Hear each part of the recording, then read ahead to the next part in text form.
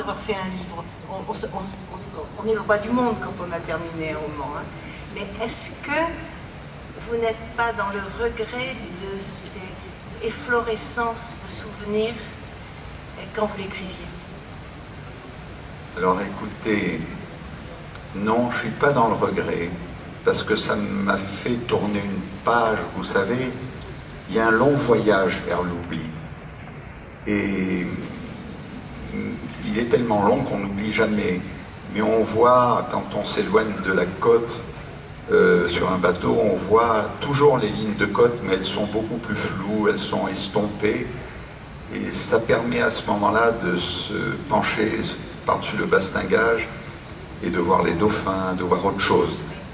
Et ça, dans la vie d'un homme, surtout à la fin de la vie d'un homme, c'est très important. Ça permet un sursaut de vie, ça permet peut-être d'aimer quelqu'un d'autre, ça permet de vivre.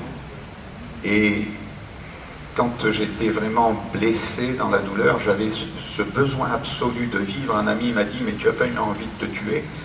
Non, j'avais envie de vivre pour raconter. Ça, c'est très important.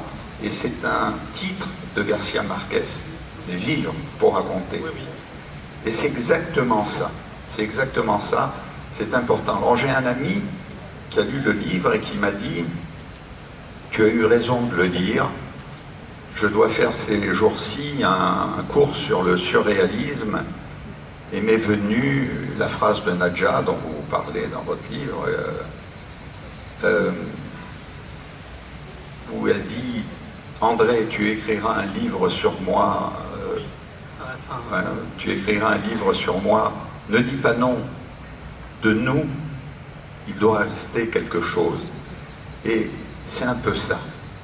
Et cet ami, vous le connaissez, c'est Fouad Laroui, voilà, et qui est un grand ami. Il est venu ici, hein. Oui, il est venu ici et on est grands amis. Ça a été un très bon scientifique d'ailleurs, à un moment donné. Oui. C'est un ingénieur des mines. Et toujours d'ailleurs. Ah ben maintenant, il est plongé dans la littérature jusqu'au cou. Mais ça m'a fait très plaisir et j'ai eu quelques amis comme ça qui sont des écrivains, qui ont lu le livre et qui m'ont complimenté, mais d'une manière indirecte, comme ça. Eh ben, ça m'a fait chaud au cœur, et puis j'étais heureux parce que ils ont tous connu Irène. Et ils étaient éblouis par la photo qu'il y a quand elle est on sublime. La photo est sublime, elle est très très prenante pour qu'elle prenne quelqu'un. C'est l'intrusion du réel, c'est l'intrusion du réel dans un univers qui est aussi vrai que vous avez voulu que le livre soit vrai, est un univers littéraire. Parce que le livre est littéraire. Ben voilà, c'est peut-être le plus beau compliment que vous pouvez me faire. Voilà, le livre est littéraire. Vous comprenez, vous n'avez pas écrit une chronique, je ne sais pas comment on appelle ça, on ne dit pas une chronique mortuaire. Hein, non, Oui, une nécrologie. Vous n'avez pas fait une nécrologie. Il y a eu, et la distance est littéraire. Et cette photo, elle est extraordinairement impressionnante parce qu'elle nous dit tout est vrai.